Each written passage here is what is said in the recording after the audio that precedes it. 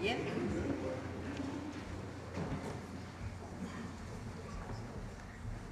Bueno, hoy está con nosotros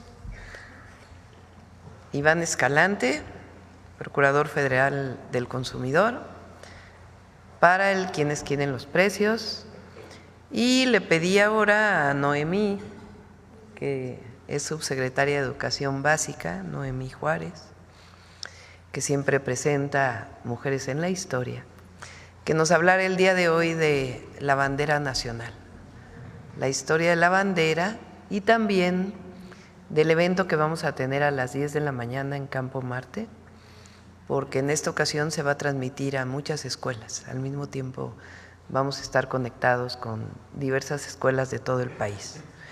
Entonces, primero le damos la palabra a Iván y luego a Noemí y luego ya contestamos sus preguntas. Adelante, Iván. Y bueno, por supuesto, está Diana Aurora, que presenta al cierre el humanismo mexicano. Gracias, Presidenta. Muy buenos días a todas y a todos. Iniciamos en el Quienes Quieren los Precios agradeciendo a las personas consumidoras que durante la semana nos estuvieron enviando fotografías e información de las estaciones de servicio que se vuelan la barda con los precios. Nos sirve mucho para fortalecer el Quienes Quieren los Precios. Adelante. La semana pasada colocamos 4 lonas con taches visibles en estaciones de servicio en Amozoc, Puebla, en Concepción del Oro, Zacatecas, en Cadereyta, Nuevo León y en el Indio, Nayarit, para orientar a las personas consumidoras a no cargar aquí. Tenemos identificadas muchísimas estaciones que dan precios justos, como vamos a dar la información a continuación. Encontramos como precio justo esta estación, la diagonal de Shell en Puebla, en 22 pesos con 29 centavos. Y miren el promedio de los indicadores de ganancia que manejan estas estaciones que dan los precios justos. Cada vez nos vamos encontrando más, todas estas por cada una de las regiones en las que divide Pemex la distribución del combustible, están en menos de 24 pesos. Por lo tanto, le vamos a dar una palomita. Continuamos con las estaciones que venden mucho más caro. En esta de Pemex en Bahía de Banderas, Nayarit, 26 pesos con 78 centavos. Y miren lo que les estamos diciendo de los indicadores de ganancia. Esta de Petroseven en Monterrey, Nuevo León, ya cada son menos las estaciones en Monterrey, pero quisimos destacar esta de 4 pesos con 49 centavos como indicador de ganancia. Esto es, acuérdense lo que gana cada estación de servicio extra por litro, y todas estas les vamos a poner un tache. Continuamos con el monitoreo de la canasta básica. Recordar que la meta es que ninguna cueste más de 910 pesos. La más barata que encontramos en nuestro monitoreo, Chedraui Campeche, 717 pesos con 70 centavos, palomita. Y la más cara, Walmart Boca del Río en Veracruz, 1,000 pesos con 1,015 pesos. Le vamos a poner un tache. Seguimos 3 ciudades. Atizapán de Zaragoza, Estado de México, la más barata, Chedraui Atizapán, 851 pesos con 40 centavos, palomita. La más cara, Bodega Aurrerá en la Plaza Atizapán, 926 con 60, tache. Aguascalientes, Mega Soriana, 763 pesos con 90 centavos, palomita. Y la más cara, 863 con 45, por debajo de los 910 pesos, por lo tanto también palomita. Walmart Yucatán en Mérida, 772 con 60, palomita.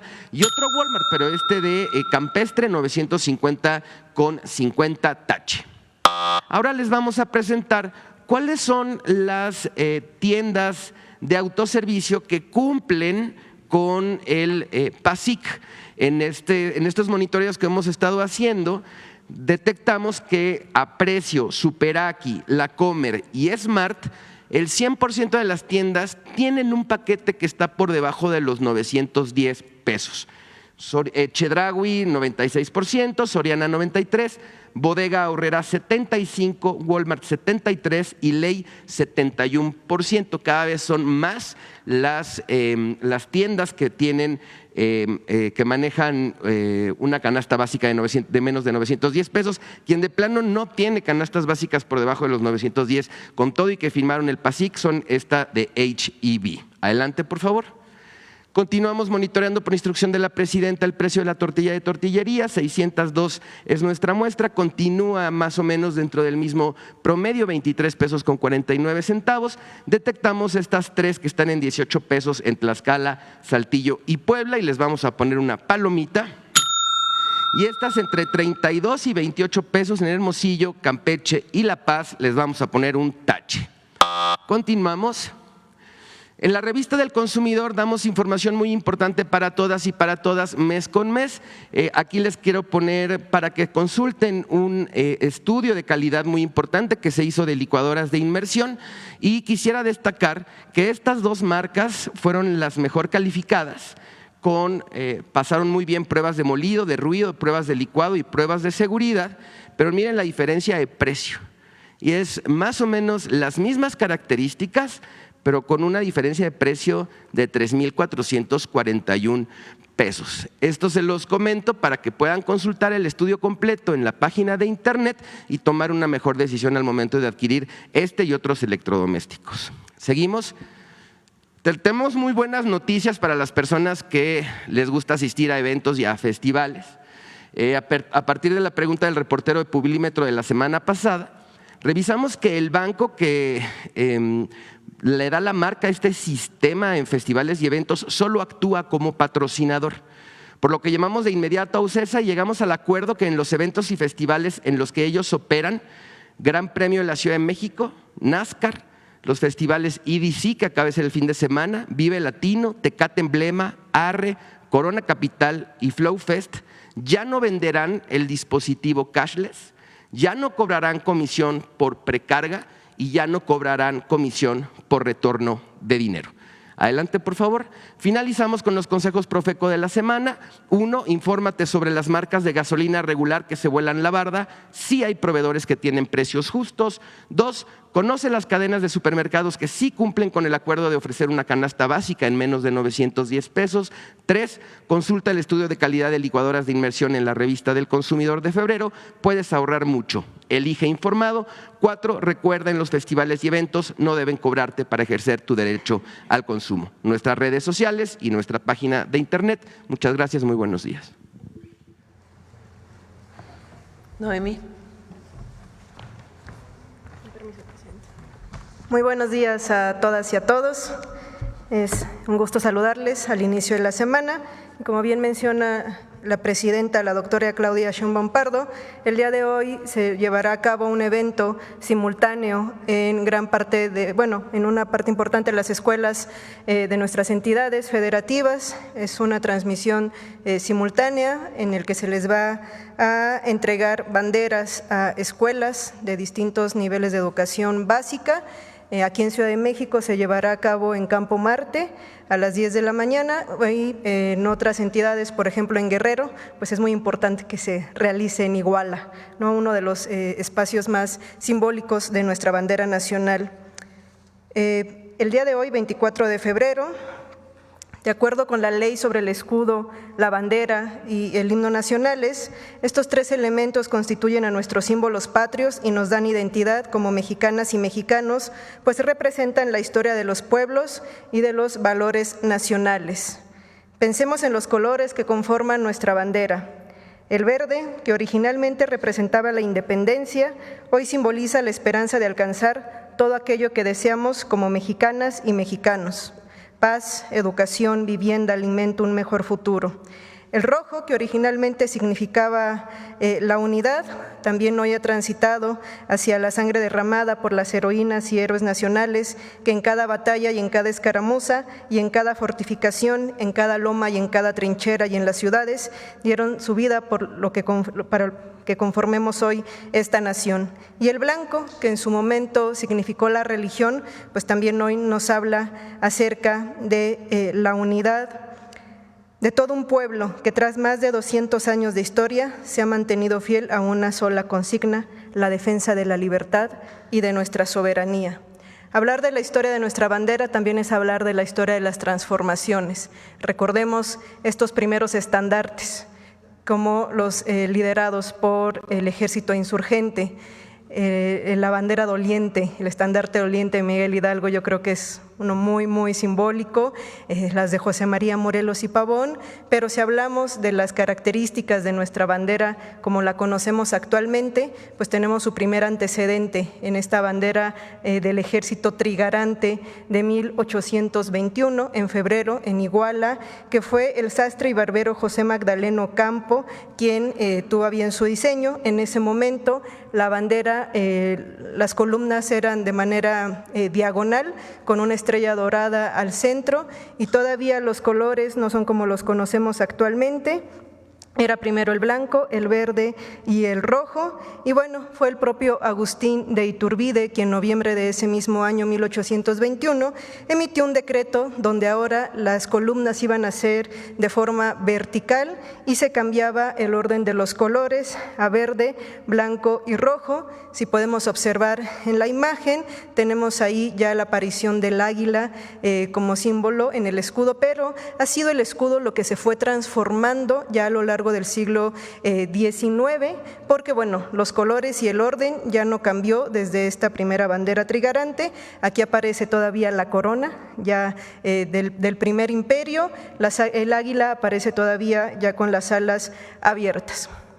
Las siguientes banderas las tenemos también ya en un antecedente importante con nuestra primera República Federal. Recordemos que México cumplió recientemente 200 años como nación, y aquí ya aparece la serpiente, el águila devorando la serpiente. No quiero hacer aquí en qué va a terminar la sesión de hoy, pero bueno, la cápsula dedicada pues nos va a explicar más sobre este importante símbolo. Durante todo el siglo XIX, como les mencionaba, no van a cambiar ni los colores ni la forma de nuestra bandera, pero sí el escudo.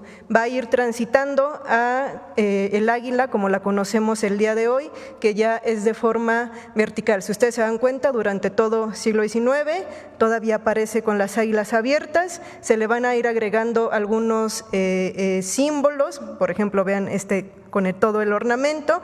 La siguiente bandera que va a aparecer es la del Porfiriato, donde se le integran ya laureles. Las alas cada vez están más abiertas, pero va a ser otro momento muy importante en 1917, bueno, un poco antes, un decreto en 1916 con Venustiano Carranza, donde ya se va a oficializar más el escudo como lo conocemos. Si ustedes se dan cuenta, este es el escudo con Venustiano Carranza, ya el águila está de perfil, se mantiene el águila, se mantiene la ornamenta, y a partir de aquí ya no cambia el perfil de nuestro escudo, que sin duda es otro elemento fundamental de nuestra bandera, el cual es una alegoría que nos remonta hasta la fundación de México Tenochtitlan y nos recuerda la historia del pueblo mexica, plasmada desde el Códice Boturini o la tira de la peregrinación, que tras mucho marchar vio cumplirse esta profecía que había prometido enviar al águila como una señal de que era momento de edificar una capital. Y así ocurrió. Los mexicas erigieron la ciudad más grande y próspera del mundo mesoamericano, que tras la llegada de los conquistadores se convirtió también en la megalópolis que conocemos hoy. El escudo nacional no solo alude a la fundación de la capital de nuestro país, sino también a la tenacidad de toda nuestra población para superar retos y adversidades, como lo hemos hecho a lo largo de nuestra historia.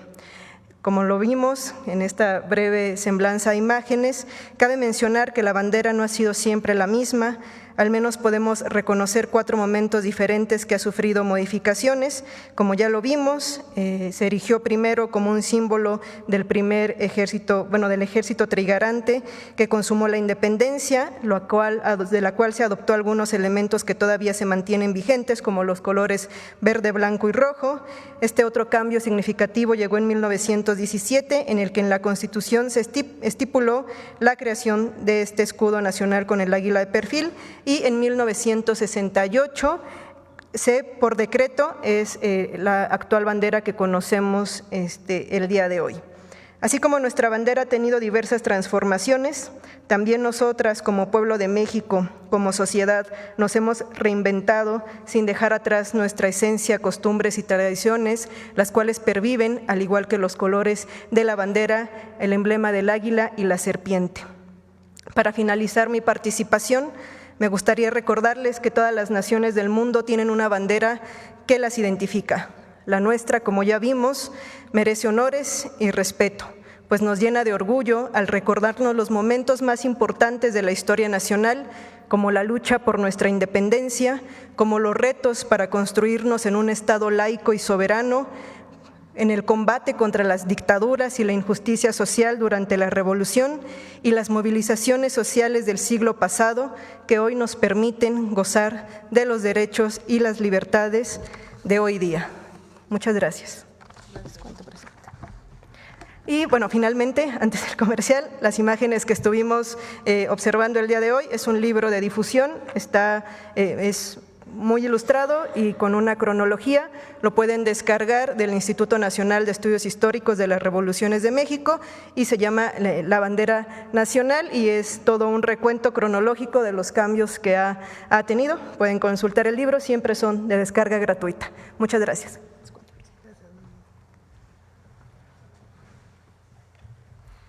Bueno, 24 de febrero, Día de la Bandera. Vamos con las preguntas. A ver, ¿por dónde empezamos? A ver, por acá.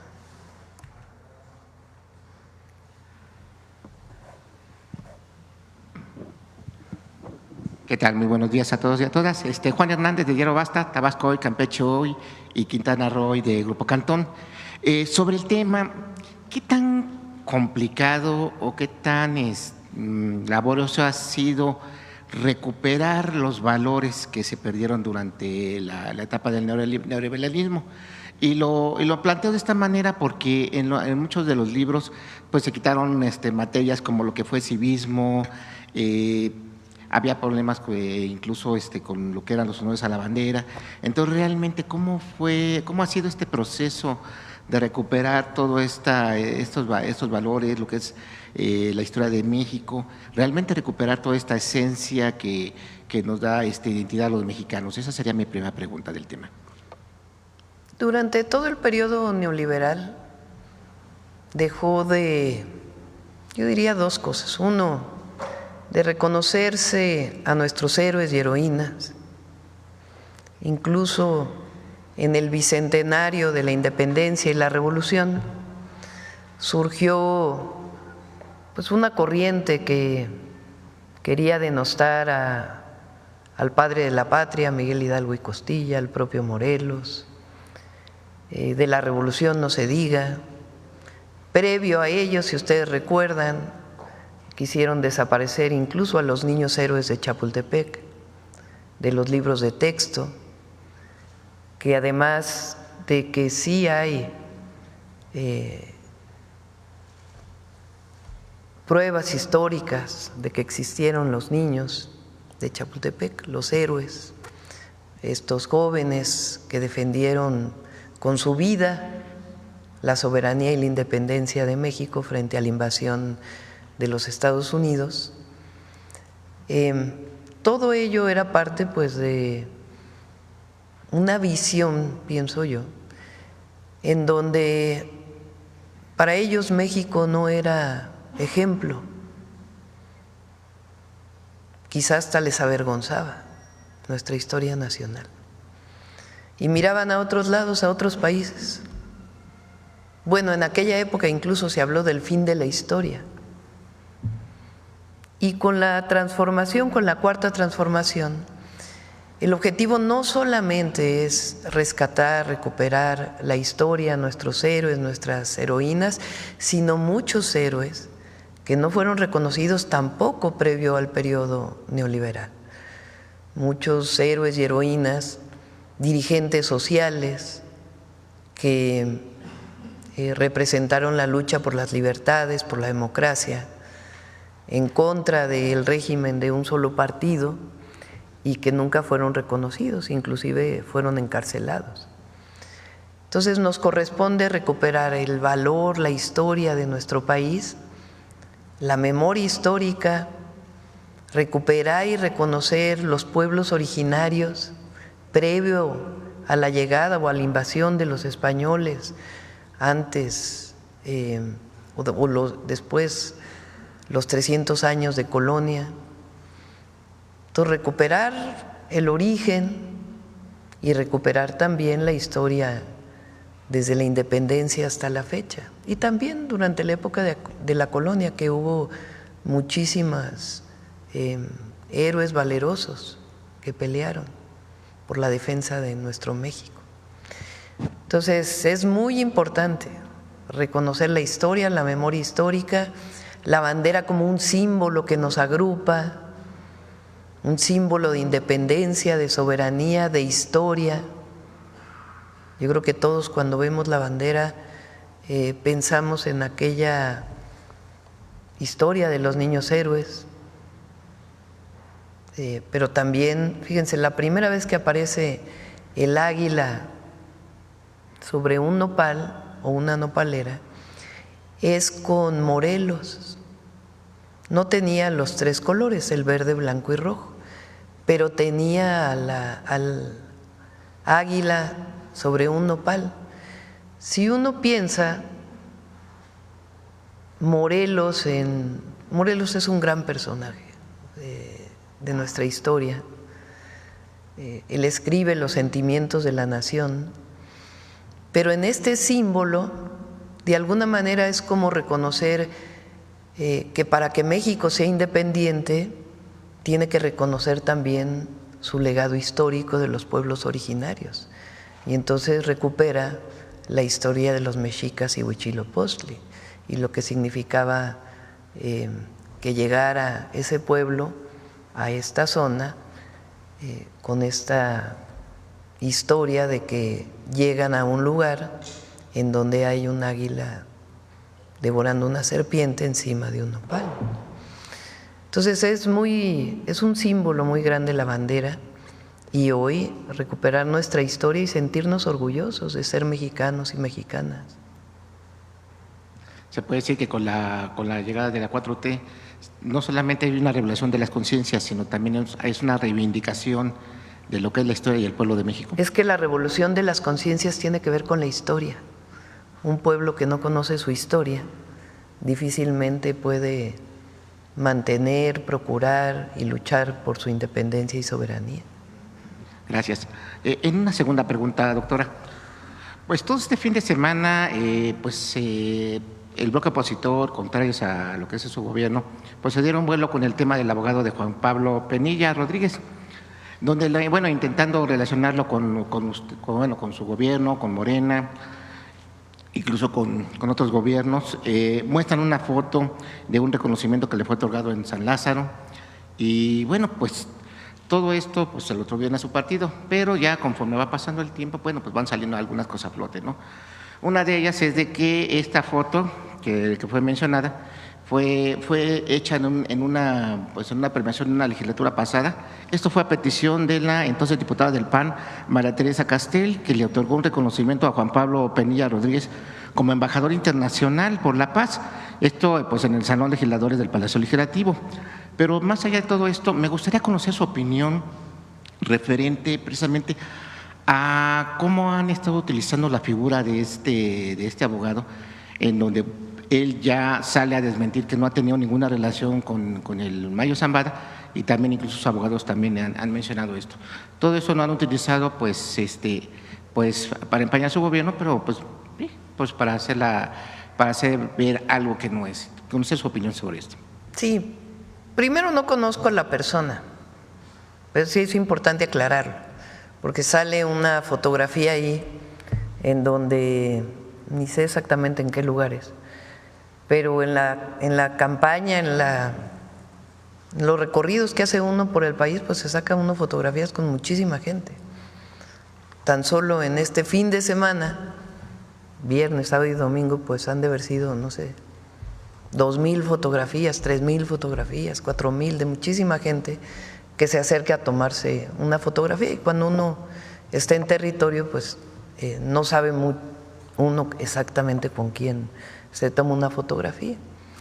Lo importante aquí es decir, subrayar, garantizarle al pueblo de México que nosotros no establecemos relaciones de complicidad ni de contubernio con nadie,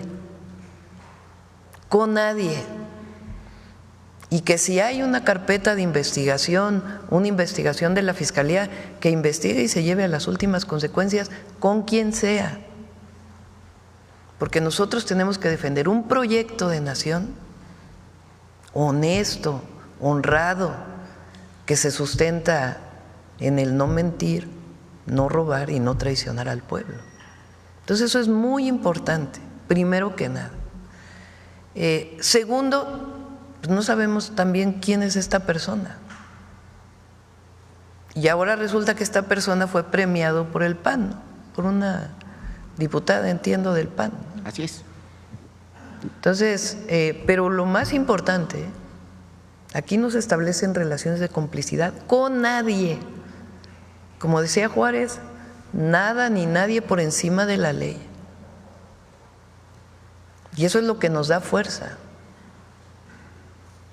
lo que nos da autoridad. Entonces eso por encima de todo. Y si hay investigaciones contra esta persona u otra persona cualquiera, que proceda siempre las fiscalías estatales o la Fiscalía General de la República. Digo, le preguntaba eso porque al final de cuentas todo el fin de semana lo estuvieron pues sí, utilizando redes sociales, se activaron los hashtags. Pero fíjense que no tiene, hay un equipo que nos ayuda a ver cuánto de la red X sobre todo son bots.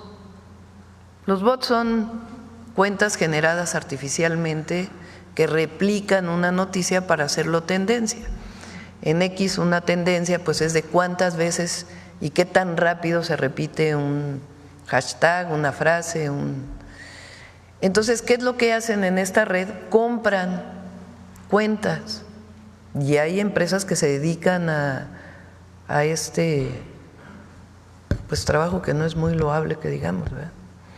En donde se inventan cuentas y entonces empiezan a subir de manera automática a la red. Entonces, de un estudio que hicimos, 70% eran bots de este fin de semana. Y casualmente son los mismos bots de narcopresidente, narcocandidata, que se utilizaron en su momento. Entonces, es una realidad virtual esa. No tiene nada que ver con lo que piensa la gente. Ya cada vez influye menos esa red social, por lo menos en México.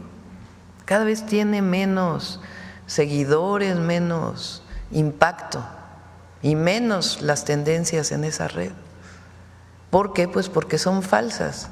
Si fueran reales, si fueran personas que están escribiendo en la red, pues entonces tendría su impacto, ¿no? Pero cuando son 70% de bots, pues qué impacto puede tener, es algo ficticio. Entonces, nosotros representamos un proyecto de nación que ha decidido el pueblo de México apoyar. Hoy sale una encuesta en el Universal, a ver si la ponen. No por nada digo ahí, es una dedicatoria a los adversarios. Ah, y él iba a mostrar otra encuesta también. Y un agradecimiento a la gente.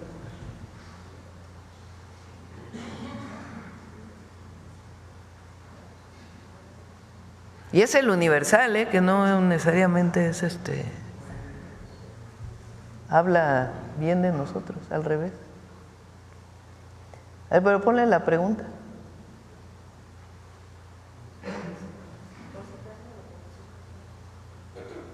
La primera pregunta. La primerita gráfica.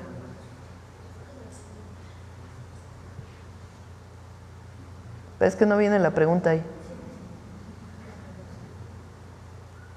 A ver, léanle la pregunta, ¿qué dice exactamente?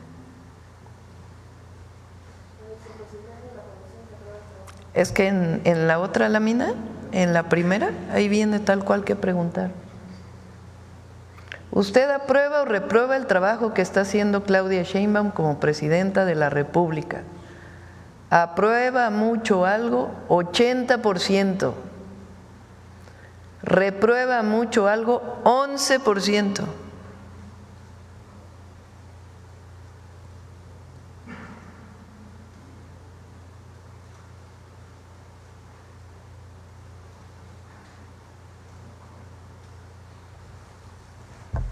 Cuando uno dice la verdad, cuando uno está concentrado en gobernar y gobernar para la gente, cuando no hay nada más importante para uno que los principios y los compromisos que hicimos con el pueblo y cumplirlos a cabalidad, pues estas cosas son de un sectorcillo ahí que… Y luego resulta que la oposición reconoció a esta persona. Entonces… Y bueno, finalmente, doctora, presidenta, precisamente tocando este tema de las encuestas, se dio a conocer, bueno, ya nos publicamos que, bueno, precisamente estas campañas tengan ese desprestigio, pues se dio a conocer una encuesta internacional de Consulta Morning, en donde la sitúa como la segunda mandataria mejor calificada por encima de Donald Trump e incluso de Justin Trudeau. Esta encuesta, pues también el 2011, en el periodo pasado, pues se toma al expresidente Andrés Manuel López Obrador pues como uno de los mandatarios mejor calificados a nivel mundial. Usted pues prácticamente está siguiendo esta misma tendencia, y se reconoce a nivel internacional todo lo que ha sido el trabajo de los mandatarios. Aquí están pues sí, encuestando a la gente, están midiendo políticas económicas, políticas sociales, o sea, están aprobando pues luego parte de su gobierno, o de lo que lleva su gobierno. También pues preguntarle qué opinión le merece que sea usted colocada como la mandataria mejor calificada de América. Pues agradecer a la gente y decirles que nuestro compromiso está cada día, 7 días a la semana, 24 horas del día, para servir al pueblo. Para eso nos eligieron. Muy bien, por acá y luego acá. Buen día, presidenta. Manuel Pedrero, de los Reporteros MX. Andando un poco en la pregunta del compañero, quien empezó a circular esta versión acerca del abogado fue el viernes, milimétricamente para que se desarrollara el fin de semana, Anabel Hernández. Sí. ¿Esto significa algo para usted? Pues el presidente López Obrador habló mucho de esta persona, ¿no?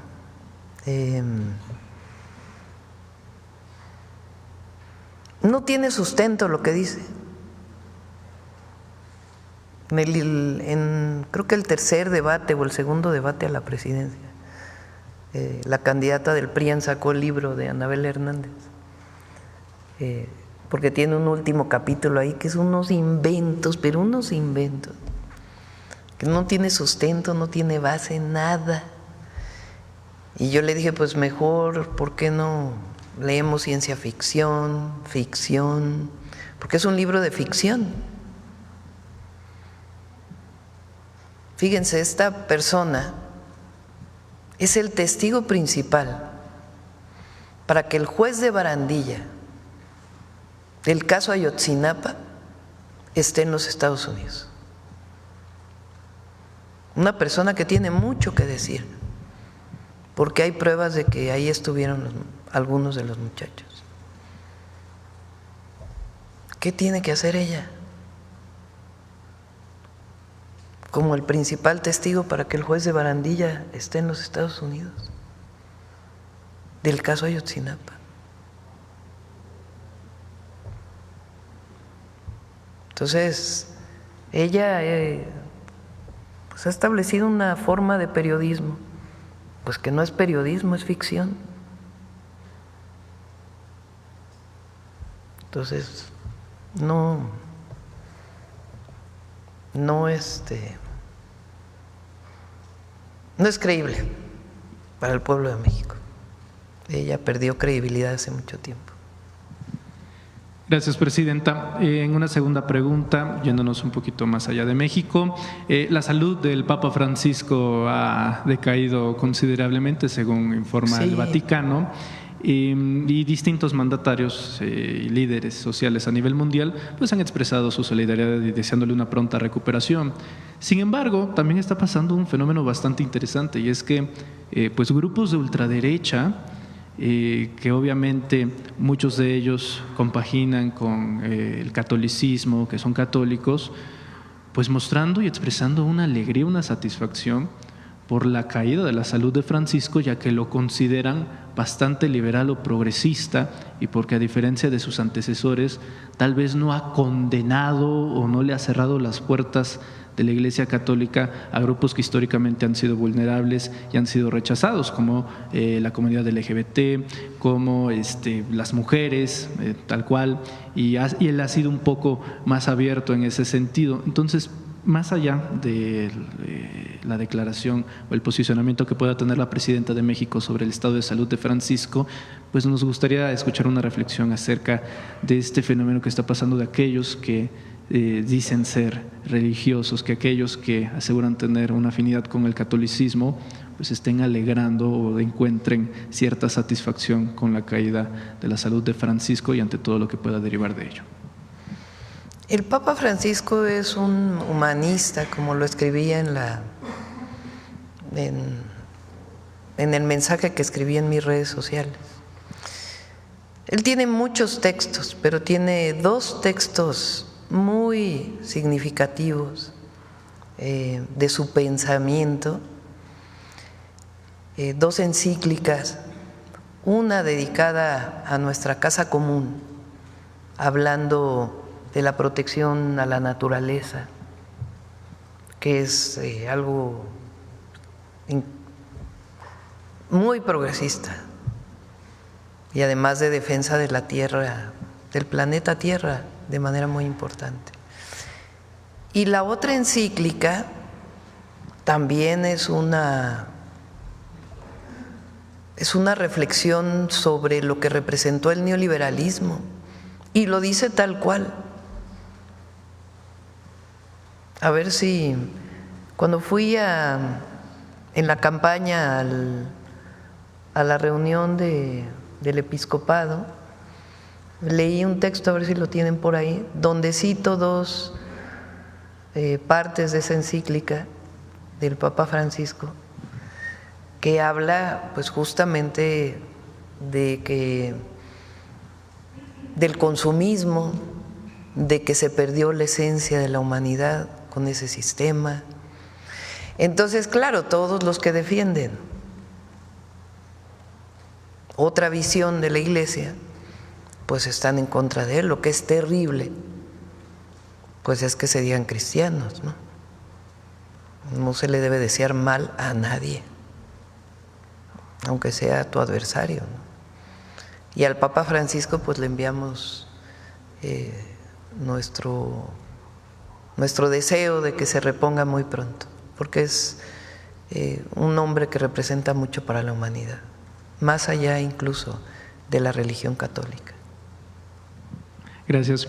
Y para finalizar, la semana pasada, ya que hablaban de la importancia de preservar las lenguas indígenas, las lenguas originarias, aquí en la Ciudad de México sucede algo interesante. La jefa de gobierno planteó la idea de que en las secundarias se empezase una materia de náhuatl para aproximadamente unas 70 secundarias, y esto generó una serie de comentarios, obviamente la gran mayoría vinculados a simpatizantes del conservadurismo y de la oposición, en las que señalaban de que no tenían ninguna especie de utilidad enseñar lenguas originarias, náhuatl, para ser precisos, porque en las empresas pues no es importante, no es un requisito.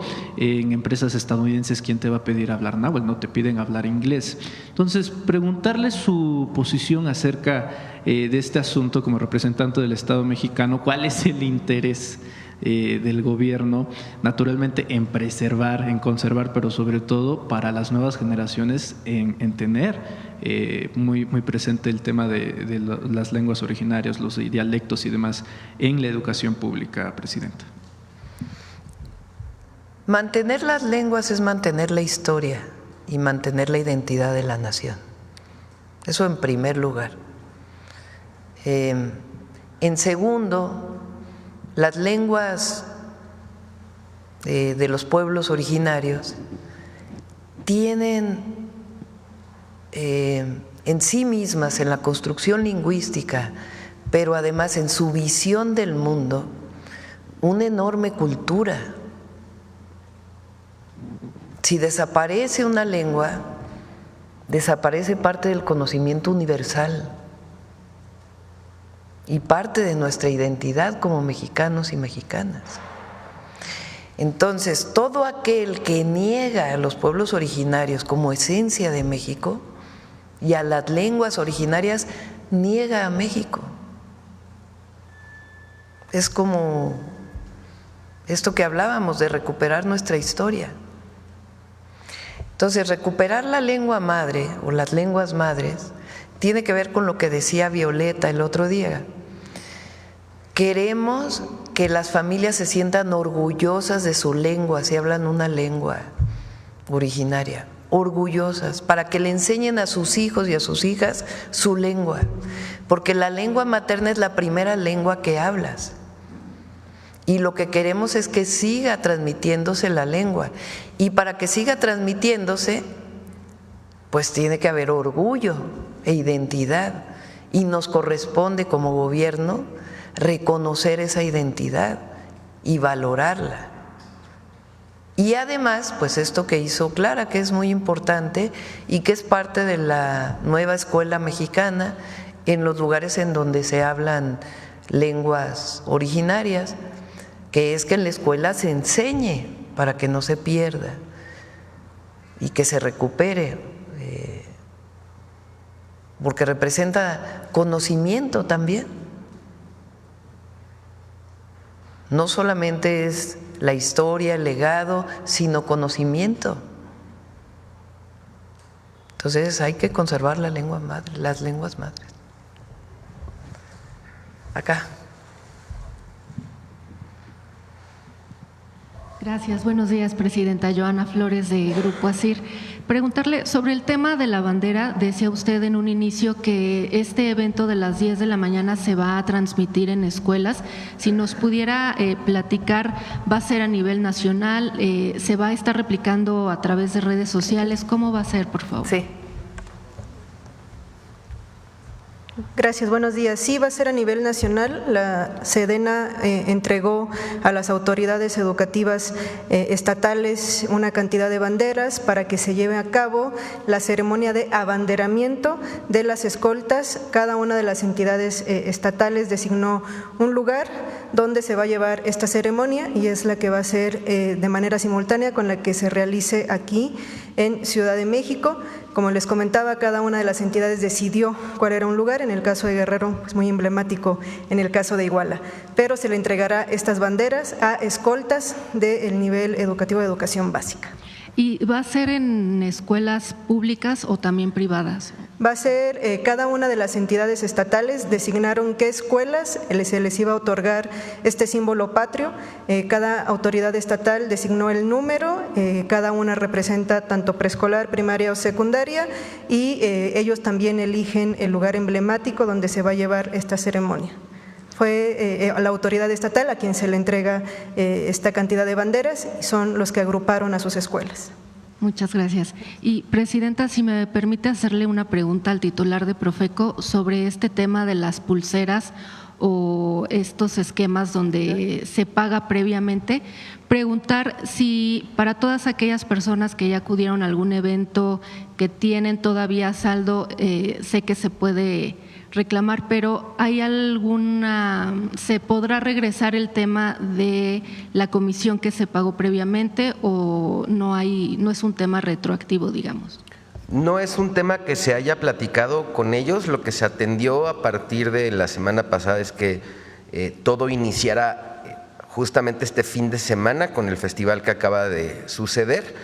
Es como la primera vez. Lo que ellos nos dijeron era que ya estaban poco a poco retirando algunos cobros, mientras que hace unos 3 o 4 años cobraban por el cashless, por la precarga y por la devolución, ya habían estado retirando algunos. Y nosotros hicimos con el equipo una investigación, que fue la que les mostramos, en donde efectivamente algunos festivales y algunos eventos ya no cobraban alguno de estos conceptos. Entonces, lo que se habló fue que de aquí en adelante, y hay un tiempo que tienen las personas para hacer esta reclamación, entiendo que es posterior a 10 días, y después el sistema tiene un tiempo para también devolverlo. Lo que nosotros pedimos fuera que se redujera este tiempo, porque luego podía llegar a ser hasta después de 10 días. Entonces, la idea es que sea a partir de este fin de semana que pasó, hacia adelante los eventos que siguen. Y también, bueno, este fin de semana en otro tema, en Monterrey hubo un tema en el Parque Fundidora, si nos pudiera platicar qué fue lo que ocurrió, si ya en este momento hay algún responsable y saber si hay un número determinado de personas que fueron defraudadas por este espectáculo que no ocurrió. Sí, lo detectamos a partir de una queja de una consumidora en X la semana pasada. Nosotros no teníamos como que no iba a suceder el evento, inmediatamente nos pusimos en contacto con la gente del Parque Fundidora. Lo que sucedía es que estaban anunciando en una cuenta de boletaje una exposición inmersiva sobre el Titanic. Normal, y además ya ha estado en otros lugares del mundo esta misma experiencia, entonces no se nos hizo nada raro. Pero nos alerta una queja, solo tenemos una queja de una consumidora. De inmediato la contactamos, personalmente la contacté, me explicó cómo estaba todo, contactamos tanto a la boletera como al lugar, al Parque Fundidora. Ninguno de los dos, bueno, la boletera sí tenía información, pero no tenía mucho más de lo que en el contrato tenía con la empresa. Entonces, ¿qué estamos haciendo? Ahorita estamos buscando a la empresa organizadora. Ya la boletera le devolvió por lo pronto el 90% a la consumidora, tiene que devolverle el 10 más una retribución que marca la ley. Ya estamos también en esa gestión, pero justamente lo que estamos haciendo ahorita es ubicando pues al promotor, porque el Parque Fundidora no tenía ni idea. Entonces hacemos un llamado, y aprovecho tu pregunta, Joana, gracias, hacemos un llamado a todas las personas que hayan adquirido estos boletos y que hayan sido pues finalmente defraudadas porque el evento no sucedió, que nos contacten, nos busquen y nosotros les vamos a ayudar. Muchas gracias. Y Presidenta, si me permite también darle a conocer, en Grupo ASIR hemos estado siguiendo un caso sobre un grupo de personas muy amplio, son decenas, que fueron defraudadas por una empresa denominada Sinergia, que es una empresa que se dedica a remates bancarios, los ofrece obviamente a costos muy atractivos, piden un enganche de entre 200,000, 300,000 pesos. Hay casos que datan del 2018 en los que pues no hay ni inmueble y tampoco se les regresa el dinero. La persona, el representante legal de esta empresa, pues prácticamente se burla de las personas diciendo, pues presenta tu denuncia, no va a pasar nada. Efectivamente hay denuncias penales en un ministerio público en la alcaldía Cuauhtémoc, donde no ha habido avances. Este grupo de personas ya tuvo recepción en jefatura de gobierno, donde se les va a dar apoyo, pero también quisieran estas personas pues hacerles saber su caso, saber qué opina y si pudieran tener un apoyo por parte del Gobierno de México. Sí, buscamos que si es un fraude deben devolver el dinero a todos los que fueron víctimas de este fraude. Entonces sí, con gusto les ayudamos. Presidenta, y saber precisamente ¿qué pueden hacer las personas para no caer en este tipo de engaños, sobre todo los remates bancarios que son muy atractivos y que no, cómo pueden tener ellos la certeza de que están haciendo pues un negocio, un contrato verdadero y no van a caer en una trampa? Pues vamos a pedirle aquí a Iván que se ponga en contacto, quizá es con el de los bancos, ¿cómo se llama? Con Ducef.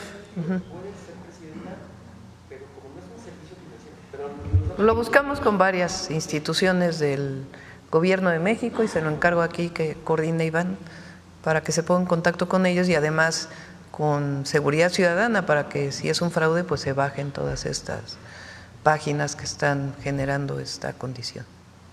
Gracias, presidenta. Y también otro tema que también hemos dado seguimiento en Grupo ASIR por 2 años, ya ve que nos gusta dar seguimiento, como el Hospital Coajimalpa. Bueno, en Grupo ASIR nuestro compañero… Bueno, tú lograste que se hiciera el Hospital Coajimalpa. Muchas gracias. No, bueno, usted también ayudó mucho. Presidenta… Todas las semanas que estábamos en la conferencia de la Jefatura de Gobierno, nos preguntaba qué pasó con el Hospital Coajimalpa. Era una buena presión para que se terminara rápido. Muchas gracias, presidenta. Bueno, en este caso le ha tocado a nuestro compañero corresponsal de Chiapas. Hace 2 años, en febrero, pierde la vida un niño, el niño Damián, lamentablemente en su colegio. Cuando llegan sus papás se encuentran al niño mojado. Ellos pues tienen la certeza de que el niño murió ahogado. Sin embargo, las autoridades de este colegio, pues la versión era que se atragantó. Se borraron evidencias en su momento. Este caso también se expuso al expresidente López Obrador. Él también, bueno, pidió que se le ayudara a esta familia. Hubo apoyo, pero pues pareciera que no hay voluntad por parte de las autoridades en Chiapas, la Fiscalía, el Poder Judicial, saber también si pudiera haber un llamado. En este momento, bueno, está el proceso de juicios, pero no hay una sentencia y han pasado 2 años sin que haya justicia para este pequeñito. Sí, por supuesto, también apoyamos, con gusto. Muchas gracias. Gracias. Mira, les voy a leer lo del Papa. Es la encíclica de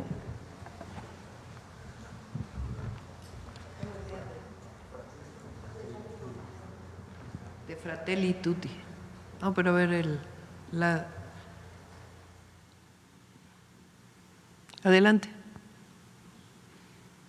Fíjense, en el punto 127, es la encíclica del Papa Francisco, Fratelli Tutti. Pero si se acepta el gran principio de los derechos que brotan del solo hecho de poseer la inalienable dignidad humana, es posible aceptar el desafío de soñar y pensar en otra humanidad. Es posible anhelar un planeta que asegure tierra, techo y trabajo para todos. Este es el verdadero camino de la paz y no la estrategia carente de sentido y corta de miras de sembrar temor y desconfianza ante amenazas externas. Porque la paz real y duradera solo es posible desde una ética global de solidaridad y cooperación al servicio de un futuro plasmado por la interdependencia y la corresponsabilidad entre toda la familia humana. Esta, mira, buenísima. El mercado solo no resuelve todo para los trasnochados neoliberales. Aunque otra vez nos quieran hacer creer este dogma de fe neoliberal. Es escrito del Papa Francisco. Se trata de un pensamiento pobre, repetitivo, que propone siempre las mismas recetas frente a cualquier desafío que se presente. El neoliberalismo se reproduce a sí mismo sin más, acudiendo al mágico derrame o goteo, sin nombrarlo, como único camino para resolver los problemas sociales. No se advierte que el supuesto derrame no resuelve la inequidad que es fuente de nuevas formas de violencia que amenazan el tejido social. Por una parte es imperiosa una política económica activa, orientada a promover una economía que favorezca la diversidad productiva y la creatividad empresarial para que sea posible acrecentar los puestos de trabajo en lugar de reducirlos.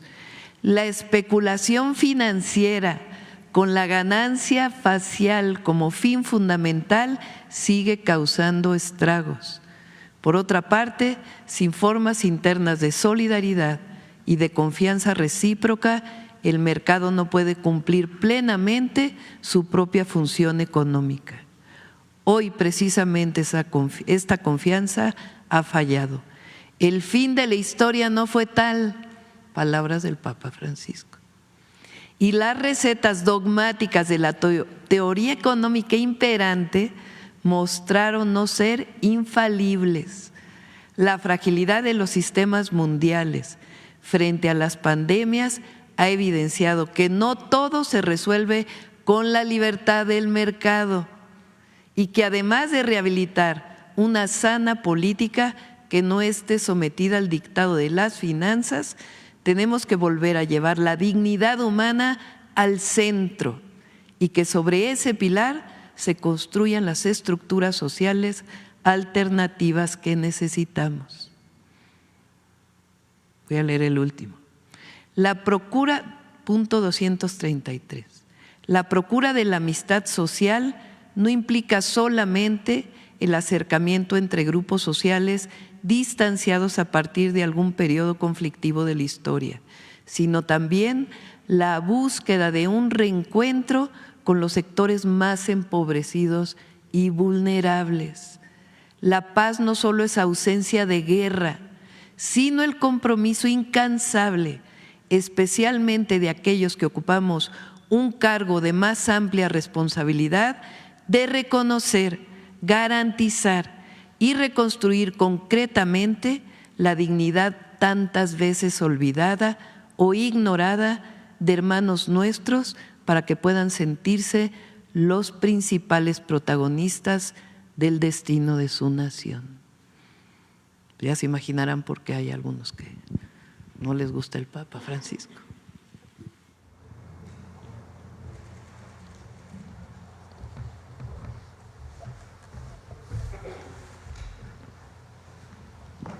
Gracias, Presidenta. Mara Rivera, de Enfoque Noticias. Yo quisiera preguntarle, este fin de semana escuchamos y leímos, aprovechan los bancos, el sector, todos los sectores a hacer análisis, sobre todo expectativas de lo que viene, pero particularmente hubo del sector político algunos señalamientos en el sentido de que no cayera usted en el chantaje, en este caso de la carta del Mayo Zambada, considerándose como una persona cualquiera, cuando pues todavía no es cualquiera, no es cualquier persona, pero esto coincide también con no caer, por su parte le aconsejan en este chantaje, también en las amenazas de Trump que fueron recrudecidas, ahora ya quiere abarcar estas aranceles al sector de los automóviles, semiconductores, farmacéuticos. Entonces, un panorama que leen los analistas también del sector económico como pues difícil de centrar la atención a los problemas que hay, porque esto podría incluso complicar a su gobierno con el objetivo de la meta que se tiene de disminuir el déficit público del 2% del PIB, cuando están saliendo programas a lo mejor coyunturales, por ejemplo, el trasladar a 10,000 del personal militar pues a la frontera. Esto puede representar gastos al gobierno, programas nuevos que no estaban contemplados, en fin, que al mismo tiempo ven un escenario difícil que pueda complicar las finanzas. ¿Usted qué lectura le da y también qué piensa de esta recomendación de no caer en un chantaje? Porque esto podría, pues a lo mejor hasta provocar más la ira del presidente Trump, ¿verdad? Pues ni caemos en chantajes ni caemos en amenazas. Cumplimos con nuestra responsabilidad, con la Constitución y con las leyes. Frente a una situación como esta, ¿a dónde va uno? Pues al derecho de cualquier mexicano, cualquiera que éste sea. Y lo que dice la Constitución y lo que dice la ley, porque juramos respetarla. Entonces no es ni caer en chantajes, ni caer en amenazas, ni caer en lo que diga un periódico, o lo que diga el otro, o lo que recomiende un analista financiero. Nosotros cumplimos con la ley y eso es lo que debemos hacer. Y para eso está la Fiscalía y para eso los protocolos de la Secretaría de Relaciones Exteriores y lo que debe hacerse. Ahora, somos muy responsables. No tiene nada que ver con el déficit y con caer en irresponsabilidades en el uso de los recursos públicos. Ya presentamos aquí el viernes los ingresos al erario público gracias a la gente. Pusimos una meta alta de recaudación este año. Bajamos el déficit de 5.9 a 3.9, 2 puntos del PIB. se dice fácil, 2 puntos del PIB son casi 700,000 millones de pesos. Y además recaudamos en enero más de lo que planeamos. Y estamos haciendo un ejercicio responsable de los recursos, cumpliendo con nuestros compromisos. Entonces no le veo relación de una cosa con otra. Y la presidenta, los gobernadores, los legisladores, y ojalá fuera así también con los jueces, pues deben cumplir con la ley. Algunos no.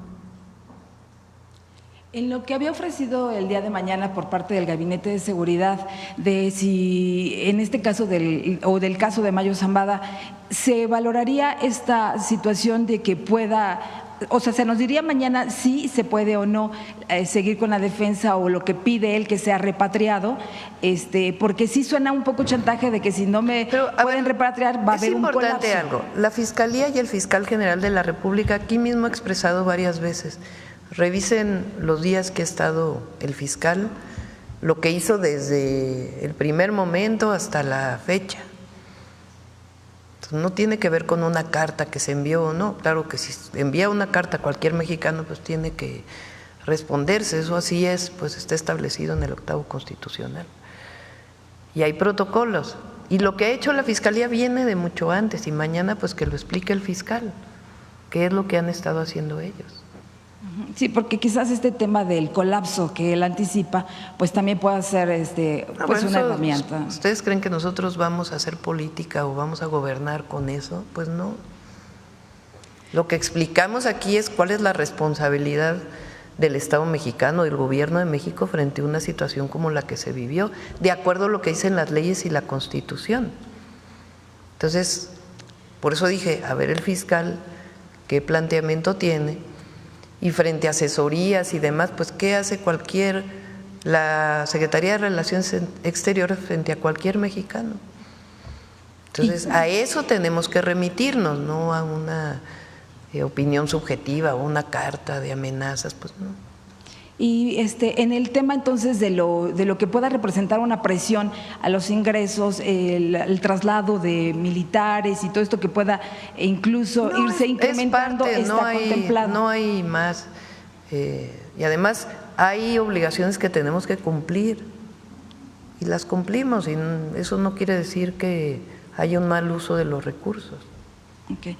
Ya por último, Presidenta, a pesar del decreto presidencial de enero respecto a prohibir esto de los vapeadores, cigarros electrónicos, pues la verdad es que hemos visto que estos se venden así abiertamente. No sé, Profeco, si tenga operativos contemplados o si esto tenga que ver también con amparos y todo esto a lo que acudieron, pero lo cierto es que no se ha cumplido este decreto, se siguen vendiendo abiertamente vapeadores, pero ahora hasta con la consigna de que ya hay uno que no produce cáncer, que incluso tiene el 90% de su contenido magnífico para la salud. O sea, el caso es de que no se cumple este decreto, se están vendiendo estos en farmacias, en los Oxxos, en tiendas de conveniencia. Pues no sé si tenga que ver esto con los amparos o por qué unos sí y otros no se están vendiendo en el mercado. Tiene que salir la ley secundaria, que ya está trabajando la Consejería Jurídica, y a partir de ahí, pues, las fiscalías, las instituciones que les corresponda, pues tienen que hacer su trabajo. ¿Eso no hay tiempo? No, ya tiene que estar muy pronto. Okay. Gracias. Tiene que ver con las penas frente a alguien que venda algo que está prohibido en la Constitución. No, ni siquiera estamos metidos en esto. Por eso repito, es un asunto de la Fiscalía, que nos tiene que explicar qué es lo que ellos tienen y que han estado investigando. Sí. Muchas gracias. Buenos días a todas y todos, Presidenta. Buenos días, Julio Sánchez de Uno TV. Yo quiero abordar varios temas que tienen que ver con la relación con los Estados Unidos y en primera instancia una de las preocupaciones es el tema del fentanilo. Quisiera preguntar si tiene en el gobierno información sobre el consumo de estas drogas o sustancias en nuestro país y cuál sería, digamos, pues el balance, a diferencia de lo que ocurre en los Estados Unidos, que allá dicen hay una crisis de salud pública. Sí tenemos información, se hizo una encuesta, digamos que no coincide la tendencia con lo que venía antes, entonces va a ser una nueva encuesta con el Instituto Nacional de Salud Pública, un análisis, una investigación. Hay distintas informaciones que tenemos. Uno de ellos es de los centros de atención del, ¿cómo se llama? Centros de integración juvenil. ¿será? Centros de integración juvenil. No sé si está por ahí, a ver si la tiene. En esa es de las personas que reciben, a lo mejor no es tan representativa, pero sí es una imagen, digamos, de lo que está pasando. En el caso del fentanilo, aunque hay, no es una droga que su consumo se está incrementando en nuestro país. Hay un problema con metanfetaminas, que ya estamos preparando la campaña y todo lo que tiene que ver con ello. Aún así, de todas maneras, el nivel de consumo de drogas en México es mucho menor que el nivel de consumo en los Estados Unidos, que fue esto de la segunda conversación que tuve con el presidente Trump. Hemos tenido 3 llamadas de teléfono, 2 previas a que asumiera la presidencia ya como presidente electo y la última que tuvimos ya como presidente en la Casa Blanca Constitucional. En la segunda llamada justamente hablamos del tráfico de fentanilo, en la tercera también, pero en la segunda fue donde él hace este reconocimiento de que yo le planteé la campaña que estamos haciendo contra el consumo de fentanilo. Y también lo que le planteé, que es cierto, le dije es que en México nos protegemos, hay valores. Yo creo que el hecho de que los jóvenes permanezcan más tiempo con las familias en México ayuda a que estén pendientes los padres y madres de familia del consumo. Y Estados Unidos tiene un problema grave de consumo. Se han reducido las muertes por consumo de fentanilo.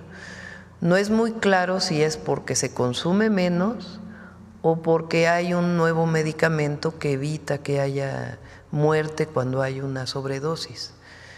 Quizá tienen que ver las dos. Ellos tienen que analizar en Estados Unidos lo que está ocurriendo. Y vamos a hacer una nueva encuesta nacional para poder saber en dónde estamos y actuar. ¿Esa encuesta cuándo se va a hacer este mismo año? Con el Instituto Nacional de Salud Pública. La coordinación la lleva el doctor Kersenovich. De acuerdo, presidenta, muchas gracias. En otro tema, bueno, tiene que ver con lo que decía también el presidente Donald Trump respecto del fentanilo. Ayer hacía un comentario de que decía, pues no estamos contentos porque sigue llegando el fentanilo a Estados Unidos y pues llega a través de México. También hace una referencia sobre Canadá. ¿Qué decirle hoy al presidente a unos días, digamos, de que se cumple este plazo y es una de sus exigencias? Sí, una de los temas que es muy importante y que estamos planteando nosotros es que tiene que hacerse una revisión de por dónde entran los precursores y en todo caso dónde se fabrica el fentanilo y las propias pastillas, que es la forma más común de venderlas. A ver, yo pregunto, ¿entra por Estados Unidos los precursores? No sabemos, ¿no? O sea, ¿por qué solo se dice que entra por México y por Canadá? ¿Por qué no investigar si entra por Estados Unidos? ¿Dónde se fabrican los precursores? ¿Cómo hablamos con los países que fabrican los precursores para que tengan controles en la fabricación de los precursores? ¿Por dónde se mueve? ¿Cómo llega? Porque hay una acusación de que entra solamente por la frontera de México, que nosotros vamos a hacer lo que esté en nuestras manos, porque nosotros vamos a ayudar a Estados Unidos por esta crisis humanitaria que tiene. Pero además no queremos que el fentanilo llegue a ningún lado, no queremos que las drogas lleguen a ningún lado, no solo a Estados Unidos, sino a jóvenes mexicanos o jóvenes de cualquier país del mundo. No queremos. y en eso tenemos que colaborar y coordinarnos. Pero tenemos que hacer una revisión, los 3 países. ¿Por dónde están entrando los precursores? ¿Dónde está la fabricación? ¿Cómo se vende ilegalmente? Porque ¿dónde está el gran consumo? En Estados Unidos. ¿Quién vende el fentanilo en Estados Unidos? ¿Cuáles son esos cárteles que venden el fentanilo en los Estados Unidos? ¿Dónde está el lavado de dinero de esos recursos? Y ahí vamos a cooperar y a coordinarnos, precisamente porque no queremos que esto exista. Pero también ahí ponemos una parte en donde todos tenemos que atender el consumo de las drogas con una visión de salud pública. Entonces nosotros vamos a colaborar, vamos a coordinarnos, siempre con respeto, exigiendo el respeto a nuestra soberanía, y estamos haciendo nuestro trabajo también para disminuir los índices de inseguridad y de delitos de alto impacto que hay en nuestro país vinculado con el tráfico de drogas o producción y tráfico de drogas. Pero entre los 3 países tenemos que hacer este análisis, a ver tanta inteligencia que hay.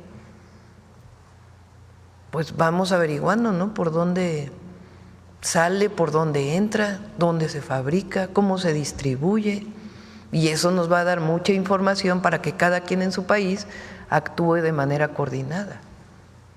Entonces, eso es lo que estamos planteando y es parte de los acuerdos que estamos teniendo en estas conversaciones, que esperamos pues que esta misma semana, que es el lunes, ¿qué día es? Es 3, ¿no? 3, sí. O sea, este viernes pues necesitaríamos estar llegando ya a acuerdos importantes, ¿no? Estaría, si es necesario, buscando otra llamada por teléfono con el presidente Trump, lo que haga falta pues para llegar a un acuerdo. Veremos a ese presidente Trump conforme se acerca a la fecha, pues con estas posturas, ¿no? A diferencia de la semana pasada. Pues como digo, él tiene su forma de comunicar. Entonces, más bien nosotros nos guiamos por la colaboración y la coordinación que estamos teniendo y los grupos de trabajo que han estado trabajando. Ha habido varias llamadas de teléfono. En el caso comercial, el secretario Ebrard estuvo en Washington. Entonces, en todos los temas hay comunicación y lo que necesitamos pues es cerrar este acuerdo, que yo creo que estamos en condiciones de hacerlo. De acuerdo, Presidenta. Ya la última, y agradezco mucho sus respuestas. Preguntarle el tema del Mayo Zambada. Decía usted que si envían cartas, algún ciudadano que pueda estar en algún proceso, se da respuesta. En este sentido, en este contexto, ya se entró con acciones consulares con el Mayo Zambada y algún acercamiento con su equipo legal. ¿Se ha platicado con él al respecto, dado que él insiste? ¿Con quién? Con el equipo del Mayo Zambada. No, se contesta por carta, cuando hay una petición por carta, cuando llega al consulado, como debe ser, pues es así. Pero además quiero decirles, esta persona tiene órdenes de aprehensión en México. Sí. O sea, porque ahí los adversarios y los pseudoperiodistas andan diciendo que los protegemos. Pues ¿cómo? Aquí tienen órdenes de aprehensión. El asunto es cómo se llevan las cosas, que tienen que estar en el marco de la ley, de la Constitución y de las relaciones internacionales. Pero aquí nadie protege a un delincuente, nadie. O sea, tienen que enfrentar él y otras personas que hayan cometido delitos, pues tienen que enfrentarse a la justicia en México o en otros países. El asunto es cómo se llevó el proceso y cómo se contesta a estas peticiones. Pues en el marco de la ley. Así. Pero entonces, si ya hubo una respuesta a su se equipo, están poniendo de acuerdo la Fiscalía con… que es parte que hace Sí, la y hay Fiscalía. protocolos de cómo se contesta y no hay, digamos, nada fuera de lo normal. Es parte de la protección que, digamos, se brinda por parte de México frente a una situación así de un mexicano en el extranjero, por ejemplo. Todos tienen derecho a apoyo consular, siempre, E incluso cuando nosotros no tenemos pena de muerte, no, además no creemos en ello.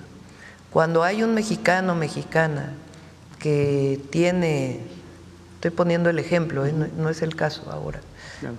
Pero para cualquier mexicano o mexicana se le da apoyo consular en el caso de que esté sometido a un juicio en donde la resolución que pide un juez es pena de muerte. Entonces, pero como cualquier mexicano o mexicana, en el marco de la ley y en el marco de la Constitución. De acuerdo, y por último, si tuviera la actualización de personas que han sido deportadas o traídas a México sí, desde cómo no. que a ver si muchas gracias, esta ahí, presidente. si la tienen. Mira, esta es elaboración propia con información del Sistema de Información Epidemiológica del consumo de drogas de los centros de integración juvenil. El verde es cannabis, el rojo punteado son metanfetaminas, el azul es alcohol y luego ya vienen más abajo tabaco, cocaína, crack. No aparece aquí ni siquiera el fentanilo, ¿no?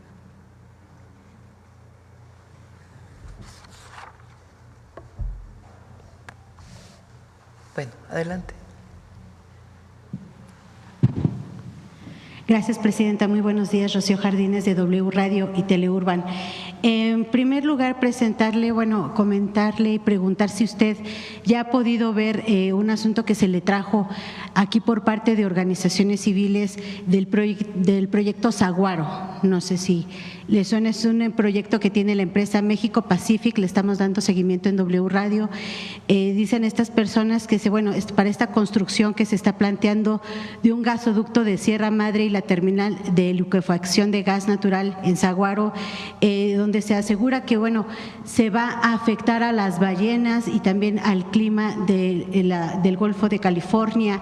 Se pretende disminuir los espacios para que entren buques de hasta 300 metros de largo, lo cual dicen pone en riesgo la vida de las ballenas y también los ruidos, incluso puede terminar con muchas de esta especie y muchas especies marítimas. También saber si usted ha podido ver este asunto.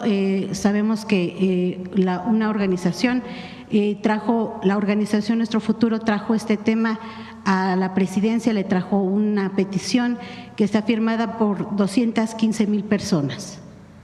No conozco en particular, o sea, sí conozco el proyecto, no conozco en particular más allá de saber que existe el proyecto, y lo está viendo la Secretaría de Medio Ambiente y Recursos Naturales. Ellos pues tendrán que hacer un análisis profundo con manifestaciones de impacto ambiental para saber si es viable o no es viable. Todavía no se determina entonces. No. Gracias, presidenta. También saber cómo van las pláticas con el gobierno de Estados Unidos. ¿Qué pasó en este acercamiento que tuvo el secretario de Economía, Marcelo Ebrard, con el secretario de Comercio, Howard Lutnick, ya que se dice, presidenta, que en este acercamiento se le solicitó a México que imponga unos aranceles de 20% a China, precisamente para continuar con los diálogos y evitar el impuesto de 25% de Estados Unidos? A ver si esto es verdad, presidenta, si ya se le dio respuesta. Tuvieron una primera reunión y lo que acordaron es seguir trabajando esta semana. Se queda un equipo de la Secretaría de Economía en Washington. Los van a acompañar algunos compañeros de Secretaría de Hacienda para estar trabajando con la Secretaría de Comercio de los Estados Unidos para poder establecer acuerdos.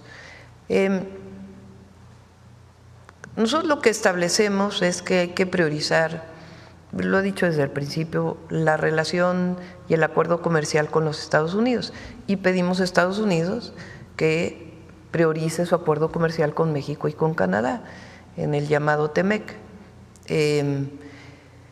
Y nosotros siempre hemos planteado, incluso lo hizo el presidente López Obrador, puso aranceles con países en donde no tenemos tratados comerciales.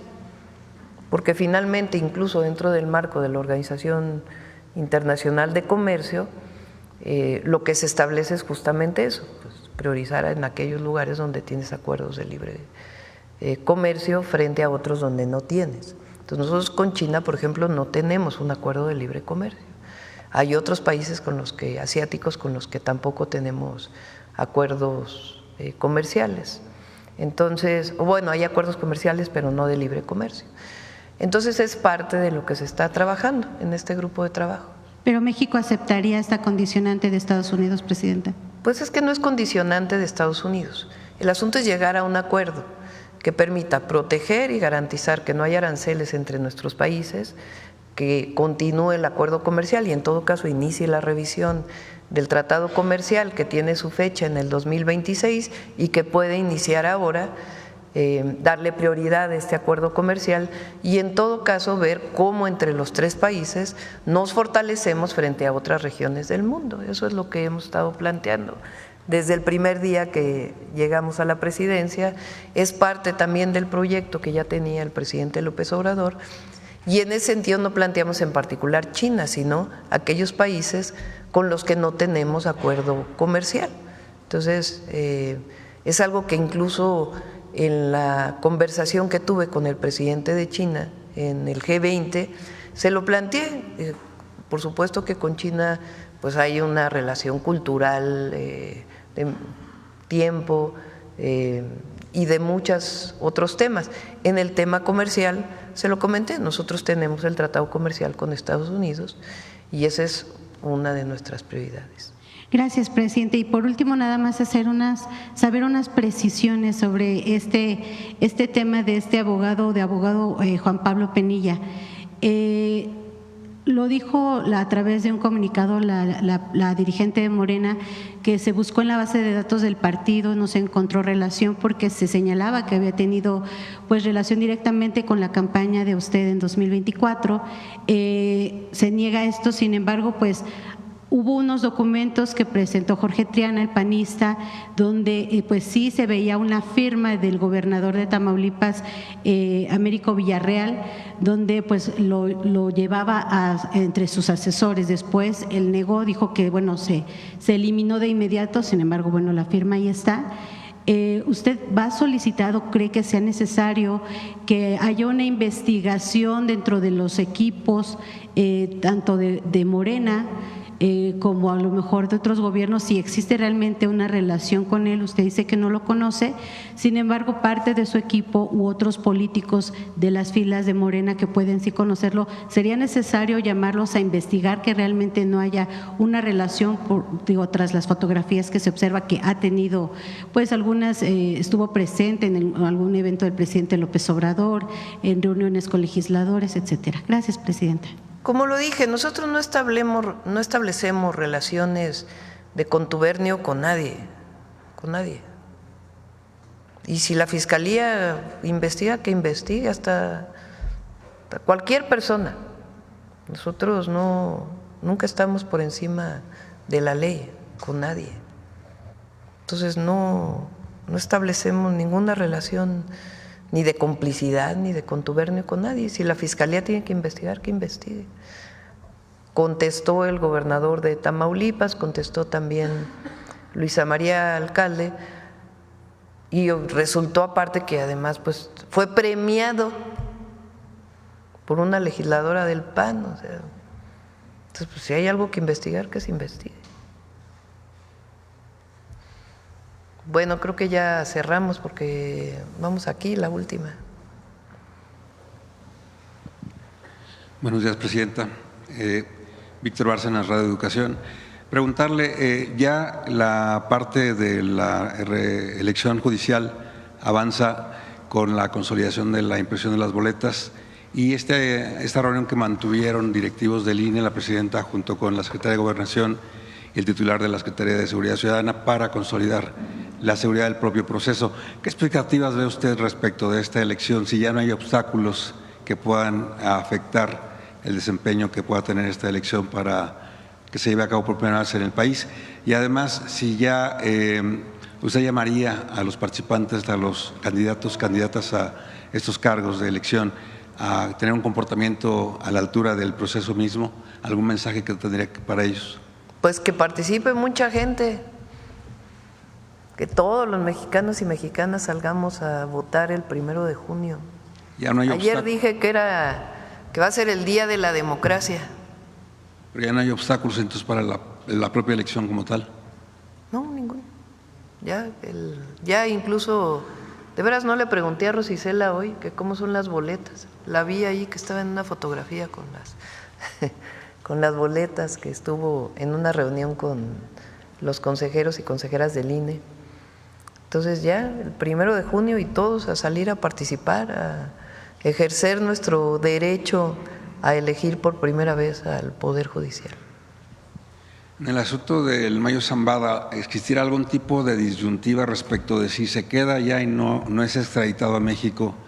El temor de que pueda vincular algún tipo de relación de la clase política en algunos niveles de gobierno con el narcotráfico y que estas informaciones afecten la imagen del gobierno federal. Pues nosotros no tenemos temor de nada de eso, porque no establecemos relaciones de contubernio con nadie, y que se actúe en el marco de la ley y la Constitución. O sea, todos aquellos que están diciendo es que está cediendo ante amenazas y está, no, es la ley y la Constitución lo que tiene que marcar en este y en todo, y las convicciones de que debe cumplirse. Entonces, ya que nos platique el fiscal y ya que en su momento lo que haga la Secretaría de Relaciones Exteriores con base en sus protocolos y lo que siempre ha hecho y lo que está en el marco de la ley, pues ya que se establezca. Finalmente, presidente, le pregunto en relación a la elección en Alemania, ganó la ultraderecha con Friedrich Merz. ¿Qué importancia tiene que una oleada contraria al pensamiento que ustedes manifiestan de izquierda gane más poder en un entorno global? Bueno, hay que ver cómo van a quedar las coaliciones ahí primero, ¿no? Que es un gobierno parlamentario, ¿no? Entonces se tienen que hacer coaliciones para poder definir. Ahora, pues obviamente mejor hay que seguirlas, una visión humanista. La medida que hay una visión humanista que deje atrás el racismo, el clasismo y que construya sobre la base de la igualdad, entonces vamos a tener un mundo mejor. Gracias, presidenta. Gracias a todas y a todos. Vamos con humanismo mexicano.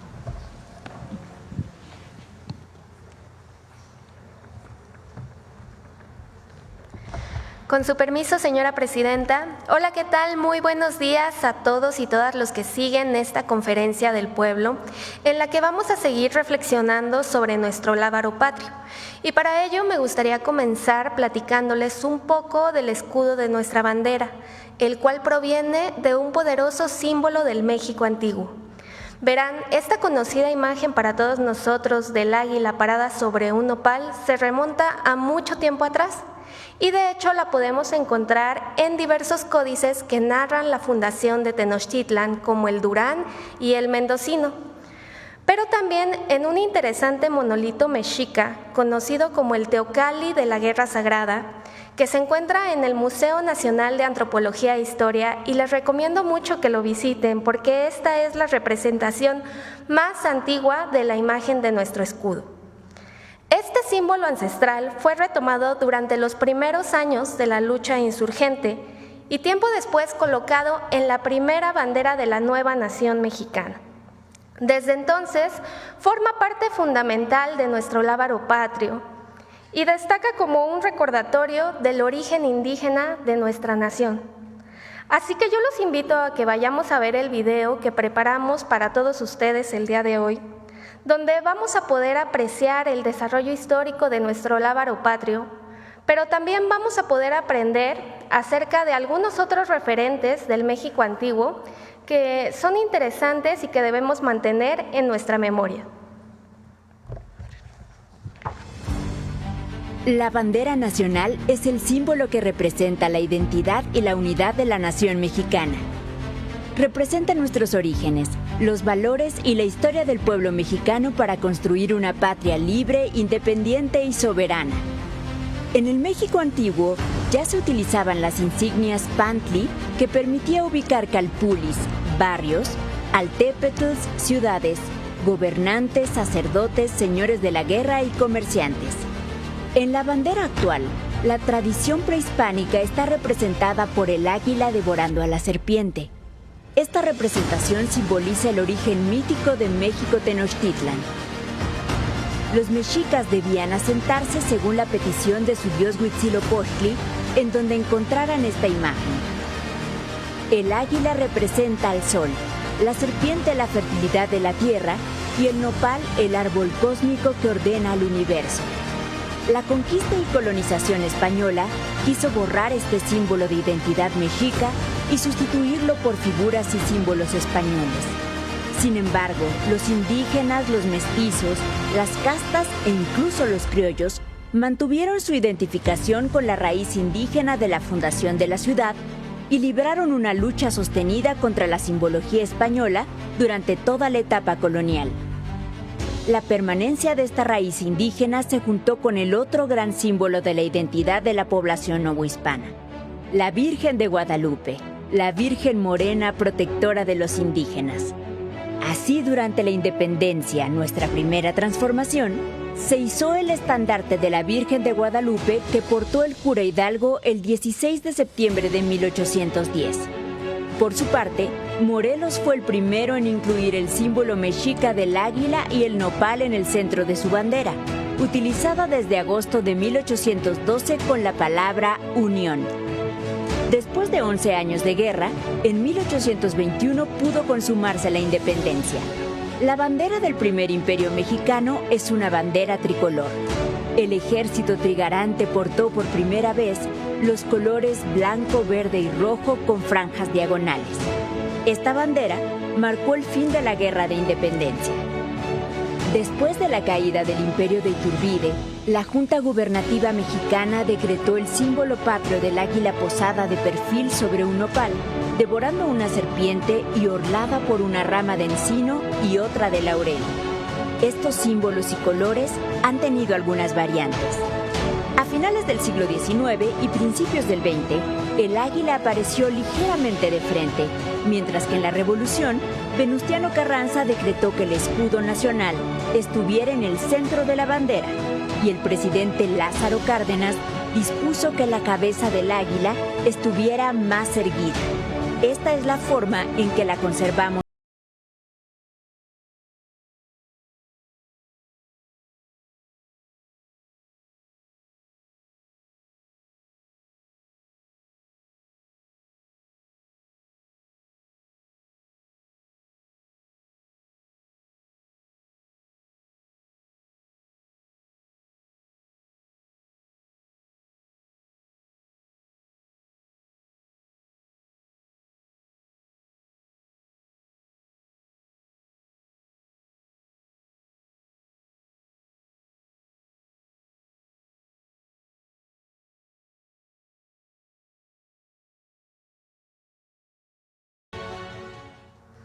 Bueno, pues como pudimos ver en el video, en la historia de nuestra bandera y de los cambios que se le hicieron a lo largo de los siglos XIX y XX, está el reflejo del propio devenir de México, de sus diferentes épocas, situaciones y aspiraciones.